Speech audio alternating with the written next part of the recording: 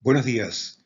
Damos acá comienzo a la parte 2 de la clase de cocos gram positivos. Veremos ahora bacterias del género Streptococcus. Durante esta clase vamos a describir las principales características de las especies de Streptococcus que poseen importancia médica. Vamos a tratar de explicar por qué estas distintas especies causan enfermedad al hombre y vamos a poner toda esta información en un contexto médico para que puedan entender la importancia de estas bacterias para el humano. La familia Streptococcaceae comprende diversos géneros de importancia médica. Sin duda, el género que mayor importancia médica tiene es Streptococcus, que comprende más de 100 especies. Una característica que se ha utilizado en la clínica para poder diferenciar distintos Streptococcus es la capacidad de producir hemólisis cuando se los cultiva en placas de agar sangre. Dentro de las especies que producen lo que denominamos alfa-hemólisis o hemólisis incompleta, se encuentra Streptococcus pneumoniae, que va a ser descrito someramente en la clase de hoy. Vamos a concentrarnos un poco más en Streptococcus piógenes, que es un típico beta-hemolítico. Beta-hemólisis significa hemólisis completa. Hay digestión total de la hemoglobina y entonces lo que se puede ver es un halo claro alrededor de las colonias de Streptococcus. La alfa-hemólisis también se ve un halo, pero este halo es de color verdoso porque hay digestión parcial de la hemoglobina, con lo que quedan pigmentos que le dan este color al halo alrededor de la colonia. Dentro de las especies beta hemolíticas, como les dije, vamos a tomar como paradigma piógenes y también vamos a hablar someramente de Streptococcus agalactiae. Una de las enfermedades producida por un Streptococcus, que es la erisipela, ya era conocida por Hipócrates, que la describió en la antigüedad.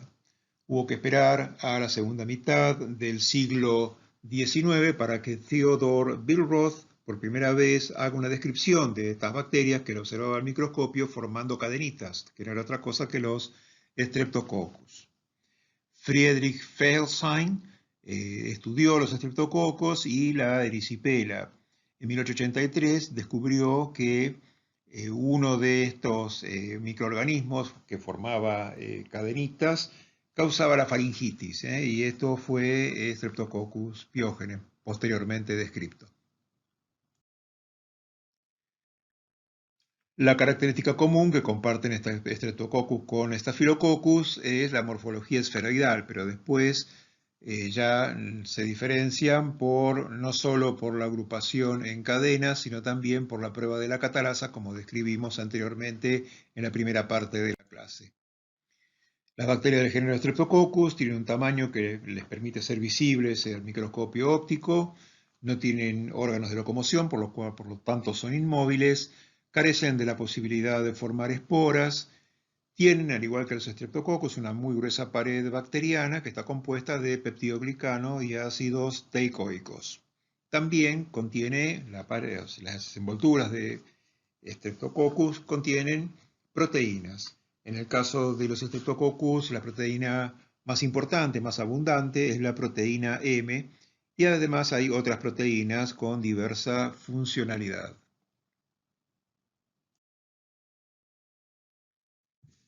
El género Streptococcus, las bacterias de este género están distribuidas mundialmente, es decir, es una bacteria ubicua. Hay diversas especies, como les dije antes, y algunos integran transitoriamente la microbiota humana del individuo normal. Pueden ser encontrados los Streptococcus en la cavidad bucal, en la faringe, en las mucosas nasales, en pliegues cutáneos y en el perineo. Como les describí antes, hay diversas especies que tienen importancia médica y que pueden causar infecciones tanto a individuos hospitalizados como a individuos de la comunidad. Desde el punto de vista del laboratorio, se trata de bacterias exigentes o también, como decimos los microbiólogos, fastidiosas. ¿Esto qué quiere decir? Que para poder ser cultivadas requieren medios de cultivo enriquecidos.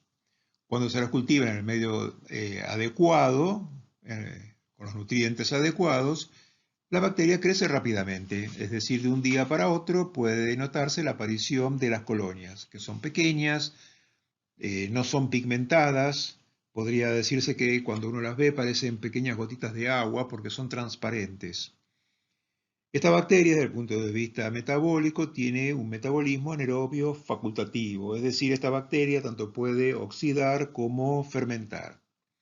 Algunas especies son microaerofílicas, es decir, utilizan oxígeno, pero bajas concentraciones de oxígeno y un tenor alto de dióxido de carbono.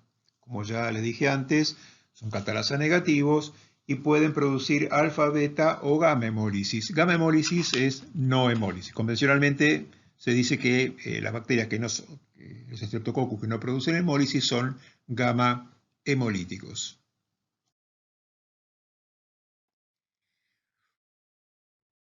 Rebecca Lancefield, una investigadora en la primera mitad del siglo XX, clasificó a las especies de importancia médica de acuerdo a la reacción que podía encontrar ella con anticuerpos de distintos carbohidratos que tenían capacidad antigénica de las envolturas. De esta manera, ella pudo definir diversos grupos, desde la A a la K y de la K a la B corta.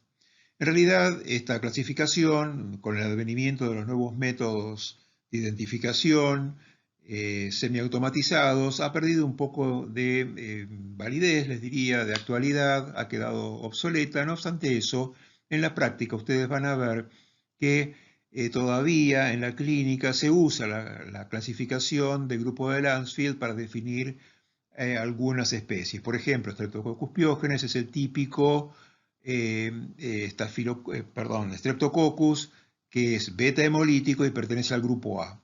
Es decir, cuando uno dice que se encuentra un Streptococcus beta hemolítico grupo A, esto es sinónimo de decir Streptococcus pyogenes. Por eso muchas veces van a ver que a los Streptococcus pyogenes los definen con el acrónimo EGA, Streptococcus del grupo A.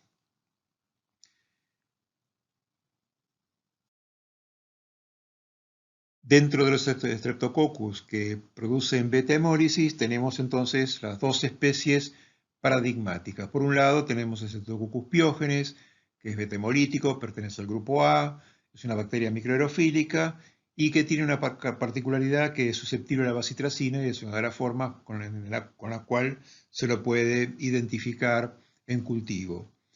Por otro lado, Streptococcus agalactiae, de quien debemos diferenciar una de otra, también es beta-hemolítico, pero es del grupo de Lancefield B.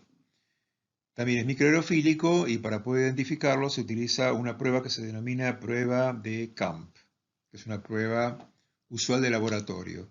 Lo mismo le estoy diciendo ahora que le decía antes, este tipo de pruebas está lentamente cayendo en desuso en virtud del advenimiento de nuevas metodologías semiautomatizadas.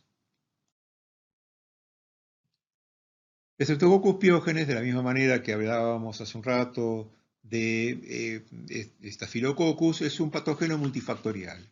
Posee diversos factores, en principio de aquellos factores celulares que posee la bacteria, digamos que tiene adhesinas, son diversas adhesinas, las más importantes son aquellas que permiten la unión a fibronectina. Para adherirse la bacteria a los epitelios, también tiene adhesinas que se encuentran en los extremos de fimbrias. Esta bacteria posee fimbrias, es decir, estas pequeñas ramificaciones proteicas como pelos que están anclados en la membrana citoplásmica, pero que salen hacia el exterior. La bacteria tiene ácidos lipoteicoicos. Recuerden que los ácidos lipoteicoicos que integran las envolturas, básicamente la pared, tienen actividad, son funcionales, son reconocidos por los Toll-like receptors, el TLR2. La proteína M, que es la proteína más abundante, es importante porque tiene funcionalidad. Por un lado, provee capacidad antifagocítica. Por otro lado, provee adherencia también, porque se adhiere a diversos ligandos. Podría decirse que es un determinante de patogenicidad, porque se ha visto que aquellas cepas que carecen de proteína M no resultan patógenas para el hombre. Y una particularidad que tiene esta proteína M que participa en la evasión. ¿Y por qué participa en la evasión? Porque están sujetas a lo que se denomina variación antigénica. Es decir, debido a reordenamientos que hay en el material genético de la bacteria, la proteína M, cuando comienza la infección, la bacteria puede estar expresando un determinado antígeno y durante el transcurso de la infección, una vez que el sistema inmune ha reconocido esa proteína y se han generado anticuerpos, esta bacteria puede empezar a expresar otro antígeno distinto, con lo cual los anticuerpos que fueron producidos carecen entonces de actividad alguna. Existe una C5a peptidasa que está anclada a la pared y que tiene la función de degradar el componente C5a del complemento, que es un componente quimiotáctico, es decir, puede inhibir la quimiotaxis. Tenemos la proteína simil-M yo les diría que para no ahondar y hacer una descripción, les sugiero que vean de la literatura que se provee conjuntamente con la clase en la página web, que vean mayor detalle sobre estos factores de patogenicidad. Debemos nombrar también que los Streptococcus y el Streptococcus pyogenes tienen una cápsula de ácido hialurónico que permite también la evasión del sistema inmune.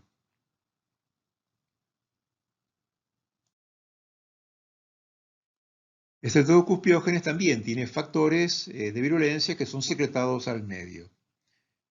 Tiene una serie de lisinas, como la streptolicina SO, la streptolicina S, básicamente, que en general son las que participan de la actividad hemolítica que tienen estos Streptococcus. Una particularidad es que la streptolicina O es antigénica, fuertemente antigénica, y durante las infecciones por Streptococcus pyogenes aparecen anticuerpos dirigidos contra la streptolicina O. Ya veremos en microbiología 2 que es algo que se puede utilizar para hacer un seguimiento de la evolución de una enfermedad causada por Streptococcus pyogenes, a ver si ha curado o no ha curado. La estreptoquinasa produce la lisis de coágulos de fibrina, lo que le permite el escape de este microorganismo del sitio primario de infección.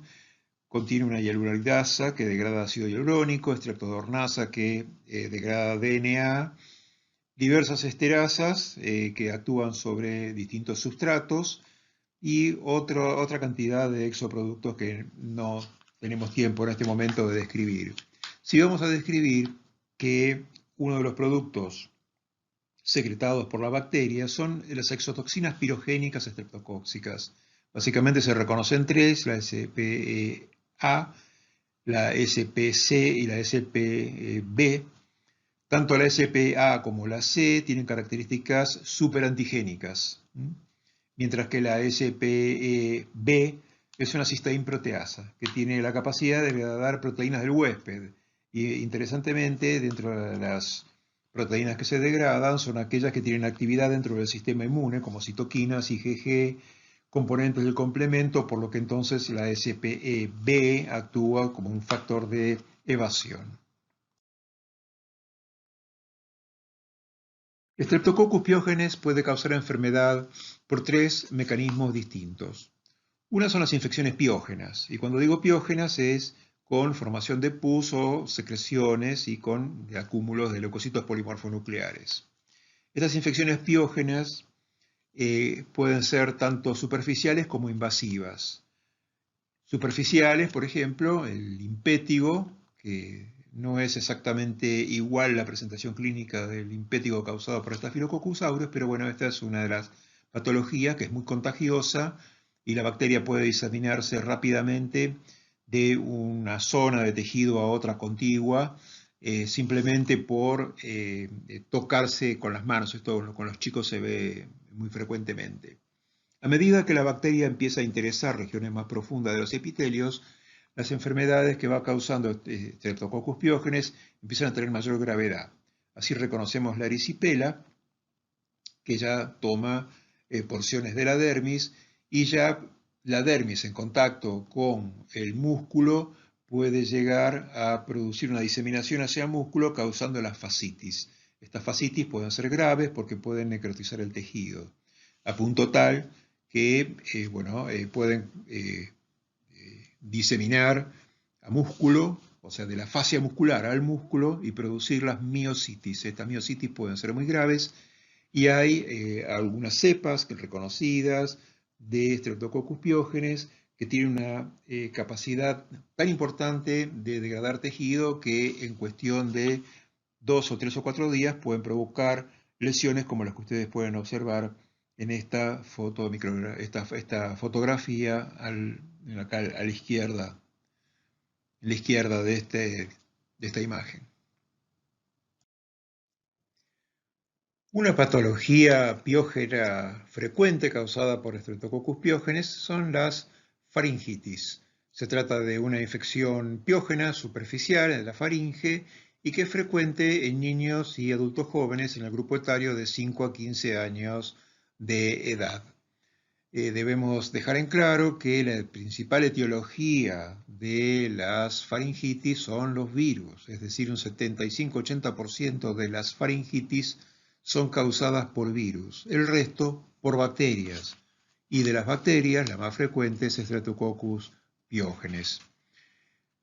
Un segundo mecanismo a través del cual Streptococcus pyogenes puede causar enfermedad es por acción de las exotoxinas pirogénicas que libera, es decir, la SPE.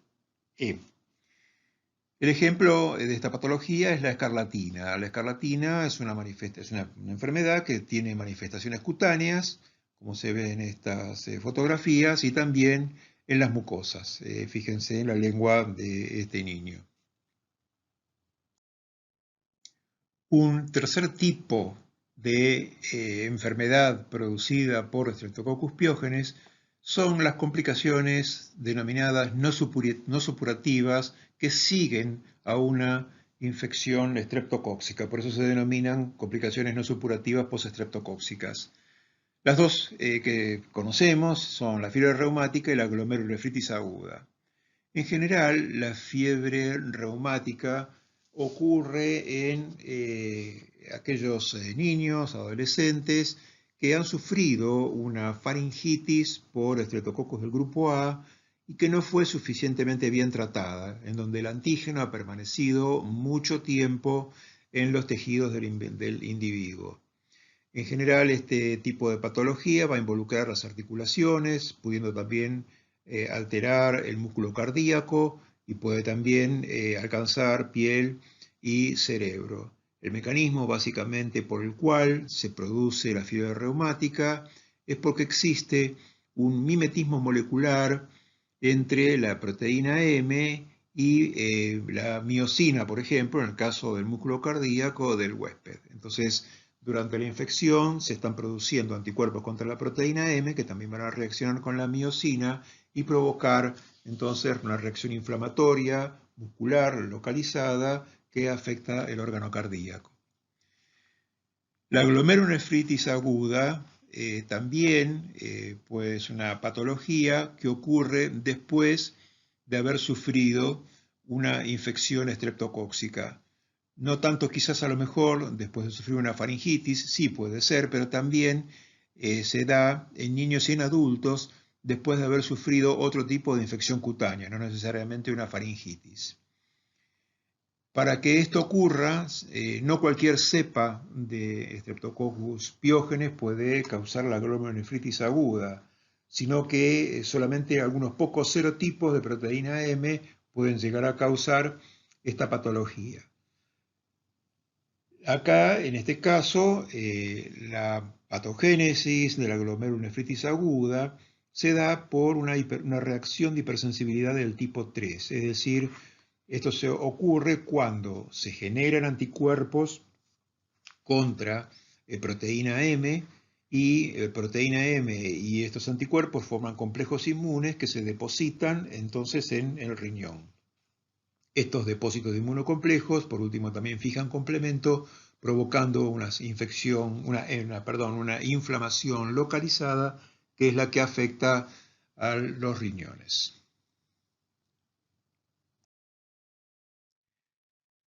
Además de las enfermedades, infecciones de piel y partes blandas, el Streptococcus pyogenes también causa otro tipo de patologías de órganos profundos, y dentro de estas podemos distinguir las infecciones piógenas como meningitis, neumonía, infecciones urinarias e infecciones respiratorias altas, básicamente afectando los senos, es decir, sinusitis, otitis medias, abscesos peritonsulares, abscesos retrofaringios, etc. También Streptococcus pyogenes puede causar, a través de la SPEA, que les recuerdo funciona como un superantígeno, puede producir shock tóxico. Así como Staphylococcus aureus sabíamos que producía shock tóxico merced a la TSST1, en este caso el shock tóxico está producido por la SPEA, pero hay una diferencia. Mientras que en las infecciones por Staphylococcus aureus, a partir de una bacteria desarrollando en un sitio puntual, en ese caso el shock tóxico era producido por migración hacia la circulación de la TSST1, pero en este caso la acción de la SPEA no es tan severa y entonces requiere necesariamente que la bacteria esté en el torrente sanguíneo, es decir, tiene que estar Streptococcus pyogenes en el torrente sanguíneo y desde allí producir SPEA para que pueda observarse el shock tóxico. Otro Streptococcus de importancia médica de los beta hemolíticos es Streptococcus agalactiae. Este pertenece al grupo B de Lancefield. De la misma manera que los demás Streptococcus, es un patógeno multifactorial, aunque su repertorio de factores de virulencia es un tanto más reducido que el de Streptococcus pyogenes. Digamos que es un microorganismo que puede ser encontrado en la microbiota normal del hombre, básicamente del hombre y de la mujer, obviamente, básicamente en el intestino, y podemos discernir un número de factores de virulencia como aquellos que están asociados al soma bacteriano, y ahí tenemos peptidoglicano, ácido lipoteicoico, las distintas adhesinas que conforman parte de las envolturas, como así también la presencia de estructuras como los pili, que están fuertemente anclados a las envolturas, o fimbrias, que en su extremo distal poseen una adhesina. También los Streptococcus agalactiae van a generar una serie de factores de virulencia solubles, que son los que secreta al medio, como las streptolicinas, DNasa, neuraminidasa, una diversidad de enzimas, las proteasas también, y existe una toxina que tiene la capacidad de afectar la permeabilidad vascular y que esta es particularmente importante cuando esta bacteria infecta pulmón porque puede llegar a originar distrés respiratorio. Cabe mencionar que un importante factor de virulencia de esta bacteria es la presencia de una cápsula polisacarídica. Esta cápsula es rica en ácido siálico y se reconocen al menos 10 serotipos. En cuanto a la importancia médica, acabamos de decir que Streptococcus agalactiae puede integrar la microbiota del intestino. Al integrar la microbiota del intestino, también es muy posible la colonización del periné, y en el caso de la mujer embarazada, esta colonización podría también llegar a llevar a una colonización vaginal. El problema se produce cuando se produce una ruptura prematura de bolsa y la bacteria accede al líquido amniótico. En este caso, puede infectarse al feto. También el problema es para la madre, porque estas infecciones maternas incluyen lo que acabamos de describir, que es la corioamnionitis, con la posibilidad de que se llegue hasta un aborto séptico o inclusive más grave aún, poner en riesgo la vida de la madre a través de una sepsis puerperal. En el caso del niño, cuando el niño el feto, la bacteria va a ingresar entonces por la vía respiratoria, o sea, el chico está respirando líquido amniótico, va a ingresar a los pulmones, la bacteria se va a diseminar por la sangre y como es una bacteria capsulada, la bacteria tiene gran capacidad de evasión de la fagocitosis y puede alcanzar fácilmente el sistema nervioso central causando meningitis. Por eso no es de extrañar que el niño dentro de las primeras horas de vida puede empezar a presentar sintomatología y el chico puede sufrir entonces, el recién nacido, neumonía, sepsis o meningitis, que pueden ser bastante graves. También Streptococcus agalactiae causa enfermedad al adulto. En los adultos puede observarse cuando hay éstasis urinario, en los adultos, por ejemplo, prostáticos, pueden verse infecciones urinarias. En los individuos que como enfermedad de base tienen diabetes, pueden verse las lesiones gangrenosas supuradas, es decir, por infección piógena, por Streptococcus agalactiae. Se ha visto también que esta bacteria causa artritis, endocarditis, meningitis en el adulto, neumonía, empiema, y también puede llegar a invadir a partir de un foco primario la circulación sanguínea en pacientes que tienen enfermedades de base graves, ¿no? Estamos hablando de cirrosis, diabetes, neoplasias o infección por el virus de la inmunodeficiencia humana. Streptococcus pneumoniae es otro Streptococcus que tiene bastante importancia médica. Es una bacteria que también puede ser encontrada literalmente en todos los continentes, tiene distribución mundial. Y acá lo interesante que el reservorio, así como con todos los demás cocos gram positivos que estamos describiendo, el reservorio son mamíferos y humanos, acá esta bacteria es exclusiva del humano, es decir, el reservorio único es el humano. Uno puede llegar a encontrar a este microorganismo formando parte de la microbiota comensal nasofaringea, generalmente esto ocurre en forma transitoria.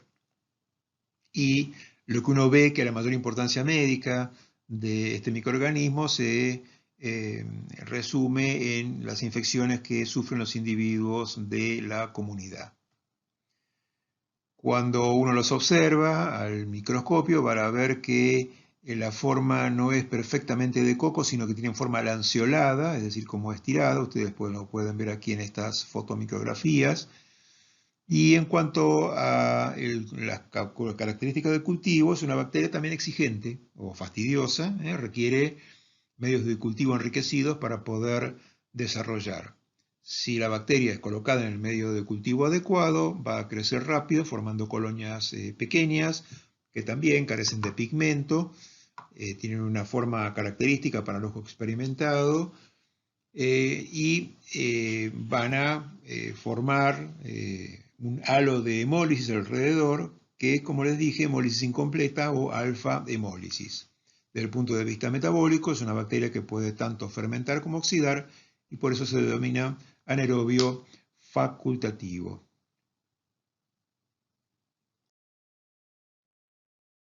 Otra especie de Streptococcus de importancia médica es Pneumoniae.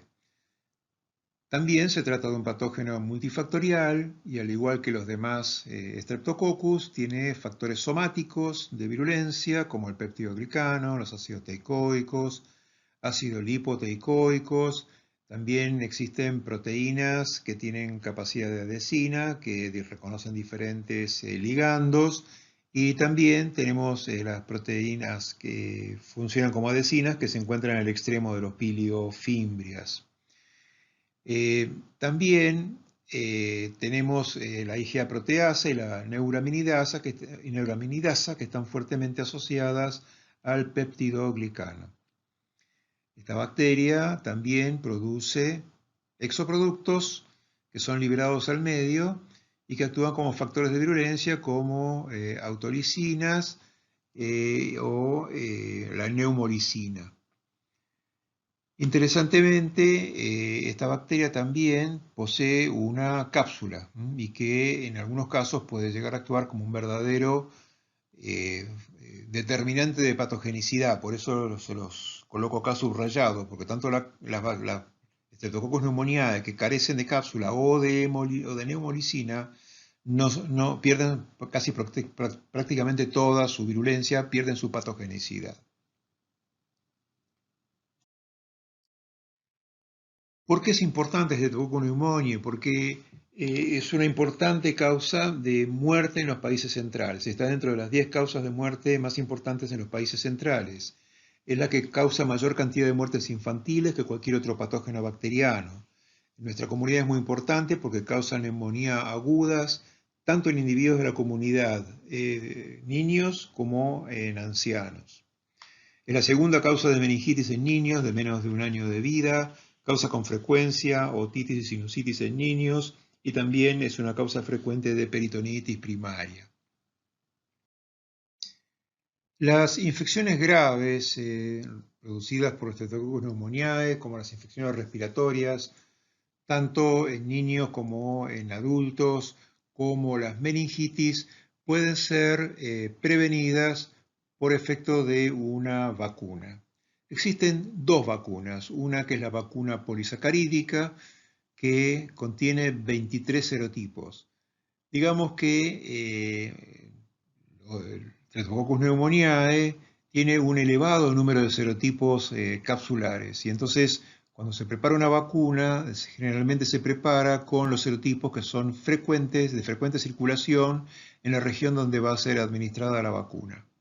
Decía entonces que tenemos una vacuna polisacarídica que es la PPV23 que tiene 23 serotipos y otra que es la vacuna conjugada que básicamente en este caso el polisacárido capsular está conjugado con una proteína que actúa como transporte y que es fuertemente inmunogénica. En este caso acá, la vacuna que se está utilizando en nuestro país contiene 13 serotipos capsulares y que son los que representan la mayoría de los serotipos que están circulando en la región. La aplicación de estas vacunas, básicamente la vacuna conjugada es la que se aplica a los niños y la vacuna polisacarídica es la que se aplica a los adultos. Vamos a ver en mayor detalle las estrategias de vacunación en microbiología 2, no es objeto de microbiología 1, pero sepan que existe la forma de prevenir las infecciones graves por Streptococcus pneumoniae. Existen otras especies de Streptococcus y lo que va variando en estos distintos Streptococcus son todos muy parecidos entre sí y tienen mucha similitud clínica. Lo que varía entre sí es el contenido de factores de virulencia. Todos estos en general tienen un repertorio más reducido de factores de virulencia y en general causan infecciones de tipo oportunista. La mayoría de estos otros Streptococcus y también los Enterococcus básicamente son agentes causales de infecciones intrahospitalarias. Entonces ahí encontramos infecciones del tracto respiratorio superior, generalmente asociadas a la presencia de aparato de asistencia respiratoria mecánica, la presencia de sondas urinarias, etc.